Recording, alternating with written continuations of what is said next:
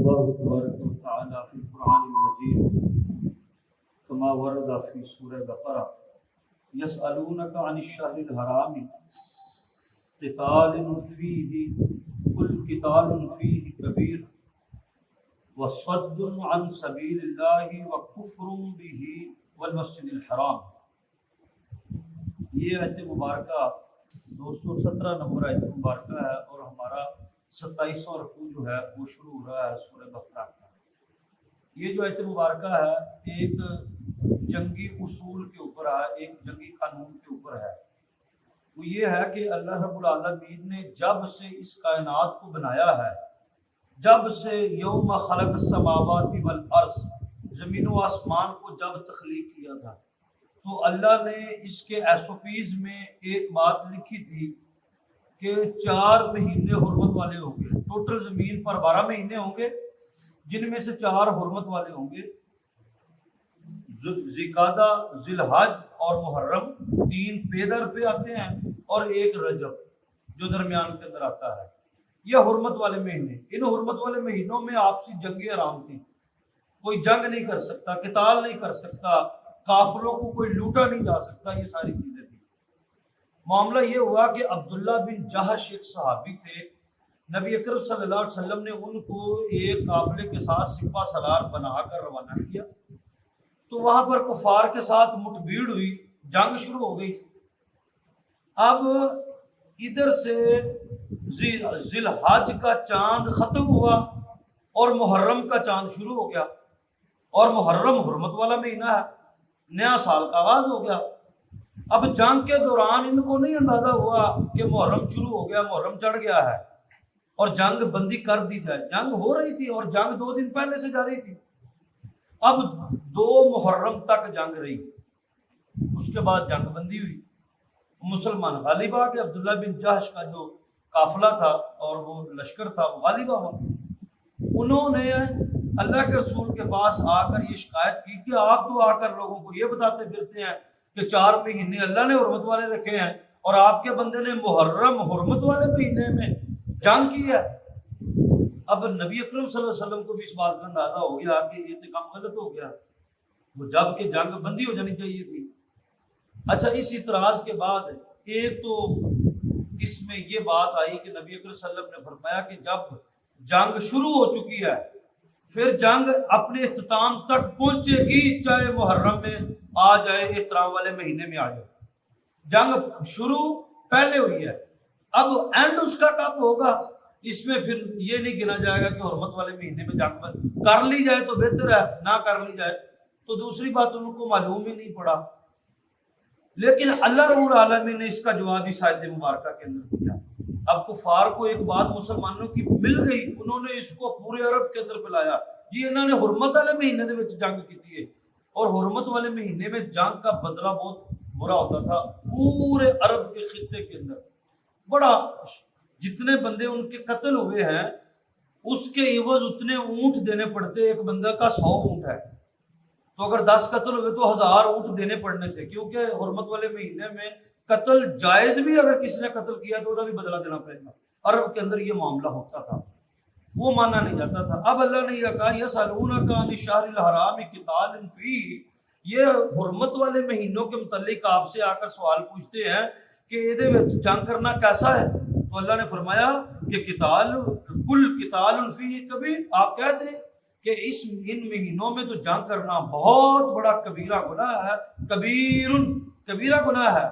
وَصَدُّ عَن سَبِيلِ اللَّهِ، لیکن تسی بھی تو دسو اللہ کے راستے سے لوگوں کو روکنا، وَكُفْرٌ، اللہ کے ساتھ کفر کرنا، وَالْمَسْجِدِ الْحَرَامِ، اور بیت اللہ کے اندر لوگوں کو داخل ہونے سے روکنا۔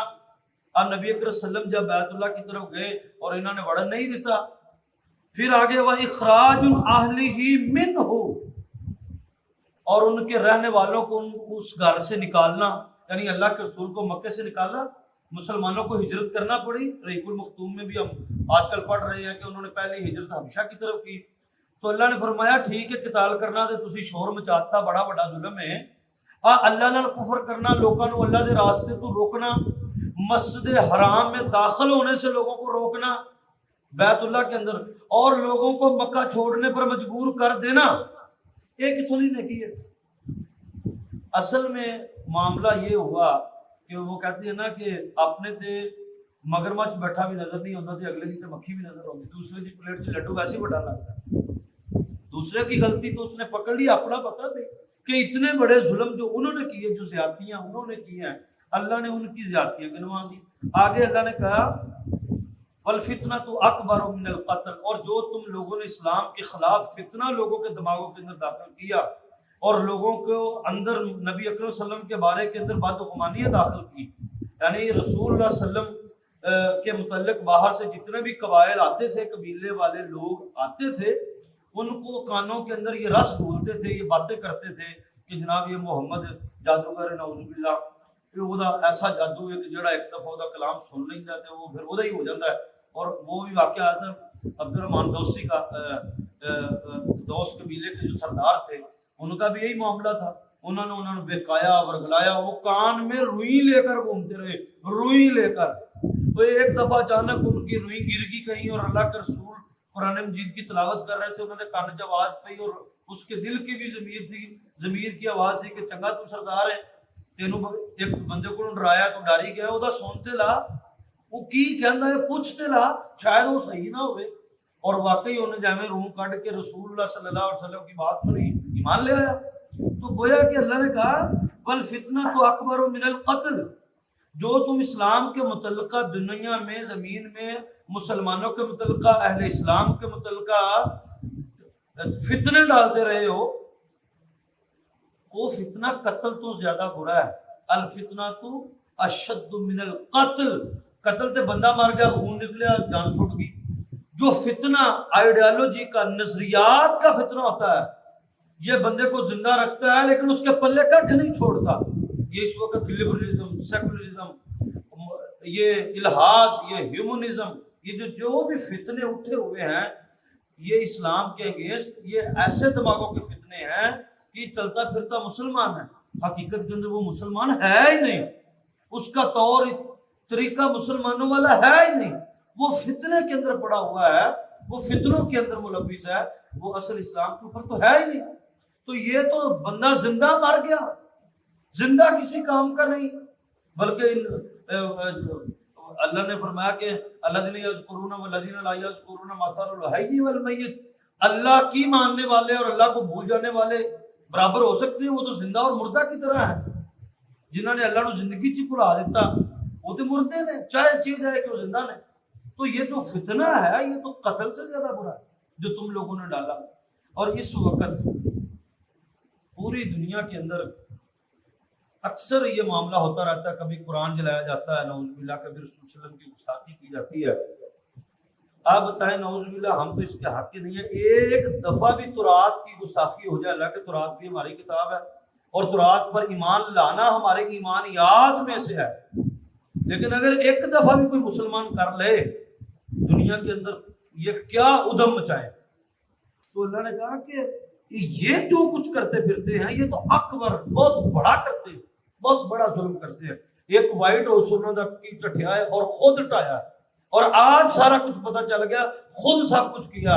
ایک وائٹ ہاؤس 1000 بندہ مریا انہوں نے، پورا افغانستان تباہ کرتا، پورا فلسطین تباہ کرتا، پورا برما تباہ کر دیا۔ والفتنۃ اکبر من القتل، فتنہ قتل سے بھی زیادہ برا ہے۔ ولا یزالون، اور یہ ہمیشہ کوشش کرتے رہیں گے، یقاتلونکم، کہ تمہیں قتل کرتے رہیں، کہ تہاڈے خلاف جنگ دے وچ رہن۔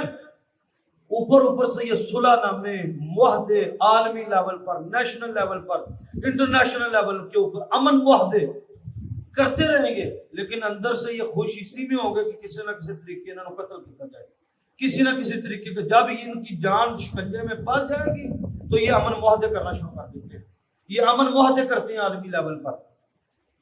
حتی یردوکم عن دینکم، یہ اس وقت تک تم سے جنگیں جاری رکھیں گے جب تک تسی اپنے دین تو نہیں پھر جاتے۔ حتی یردوکم عن دینکم، اس وقت تک تمہارے خلاف رہیں گے جب تک تمہیں تمہارے دین سے نہ پھیر دیں۔ ادوں تک تانوں نوبل انعام نہیں ملے گا جدوں تسی اپنا دین نہیں چھڈو گے۔ अच्छे कंप्रोमाइज करना है। इन इस्ताताउ, अगर वो ताकत रखे तो तुम्हें ताकत से तुम्हारे दीन से फेर दें, कुव्वत के साथ तुम्हें तुम्हारे दीन से फेर दें। वमन यर्तदिद मिन दीनिकुम, और जो कि तुम में से अपने दीन से फिरा, अपने दीन पर कंप्रोमाइज किया, ये कंप्रोमाइज मुस्लिम चलते फिरते हैं यहाँ पर माशरे में, अन दीनी ही, अपने दीन पर, अपने ईमान पर, अपने तकवे पर इन्होंने कंप्रोमाइज किए, फयमुत, तो फिर इसी पर वो मर गए, फहुवा काफिरुन, तो ये पक्के काफिर होकर मरे हैं। फौलाइका हबितत अमालुहुम, ये हैं वो लोग जिनके अमाल जाया हो गए, फिर दुनिया वल आखिरत, दुनिया और आखिरत में। फौलाइका साहबुन नार, ये जहन्नम वाले हैं, हुम फिहा खालिदून, और वो इसमें रहेंगे हमेशा हमेशा के लिए। ये हमारी 217 नंबर आयत जो है वो